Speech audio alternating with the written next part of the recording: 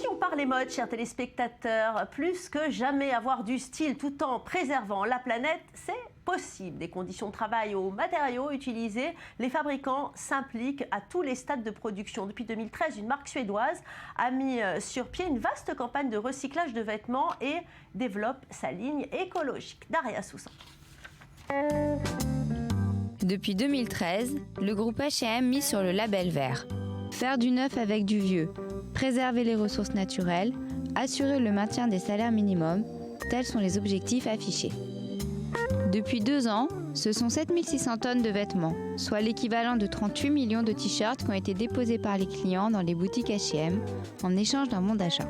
Puis ils seront recyclés et les fibres réutilisées pour la fabrication de nouveaux vêtements. Pour le PDG d'H&M, Karl Johan Persson, il faut prendre ses responsabilités, et notamment concernant les conditions de travail des salariés, principalement en Asie où sont situées la majorité des usines. Prendre nos responsabilités fait partie de nos engagements envers nos clients. Concernant les salaires de nos travailleurs, notre position est claire. Nous soutenons leurs revendications pour qu'ils bénéficient de meilleurs salaires. Pour le client, c'est en achetant Conscious qu'il bouclera la chaîne. Conscious est la ligne éco du géant suédois. Du coton bio, des nouveaux matériaux éco-responsables, Conscious pour une mode consciente. Chaque année, l'enseigne choisit une égérie pour représenter sa collection Conscious. Karine Roitfeld sera la prochaine, Olivia Wilde en 2015 ou Vanessa Paradis en 2013, pour qui ce projet lui ressemble. Elle aime le vintage et l'idée de recycler. Consciously, il faut utiliser, réutiliser vos vêtements et faire attention à ne pas gaspiller, que ce soit des vêtements, l'eau, l'électricité. Vous comprenez tout ce qu'on utilise pour se rendre joli. Cette stratégie globale de mode éco chez H&M touche le processus de fabrication dans son ensemble. Sous l'appellation Close the Loop, faire la mode autrement, une mode éco-responsable. Pour sûr, un mouvement est en marche et le monde de la mode se mobilise. On l'a vu lors de la dernière COP21, l'association Changer la mode pour le climat crée l'événement. Elle décide d'un accord entre les professionnels et les consommateurs pour minimiser les risques sur le climat. Les designers aussi, comme Vivienne Westwood qui fait figure de pionnière.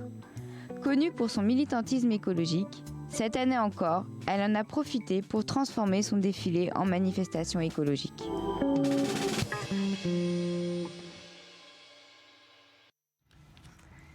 Daria Soussan, bonjour. Bonjour. Alors, de plus en plus de marques se mettent au vert et notre façon de consommer a complètement changé. Complètement changé. Et de toutes les façons, aujourd'hui, il y a une Fashion Week écologique. Donc ça, il faut le savoir. C'est déjà la 10e édition. Et il y a aussi le Fashion Day Revolution, chaque 24 avril, justement, qui commémore la tragédie du Rana Plaza. C'est tout un univers de la mode durable qui se développe là. C'est tout un univers. Et d'ailleurs, on n'est pas obligé d'acheter forcément écologique avec le label écologique. On peut très bien recycler, acheter vintage. Ou même, encore mieux que ça, on peut acheter ses vêtements au kilo. Oui, alors justement, ça c'est la mode éthique qui n'est pas pour toutes les bourses. C'est ça les parades dont vous vouliez nous parler ? Oui, et parce que en fait, aujourd'hui, on pense qu'acheter éthique, ça revient cher. On pense qu'acheter éthique, c'est pas possible, c'est pas accessible à tous. Donc justement, il y a des solutions, d'autres solutions qui sont possibles. Merci Daria. Donc l'écolo en bonnet péruvien, c'est bien les biens obsolètes. On l'a vu aujourd'hui, préserver notre planète est au cœur de toutes les préoccupations. Recycler et promouvoir la mode éthique est désormais, mesdames, du dernier chic.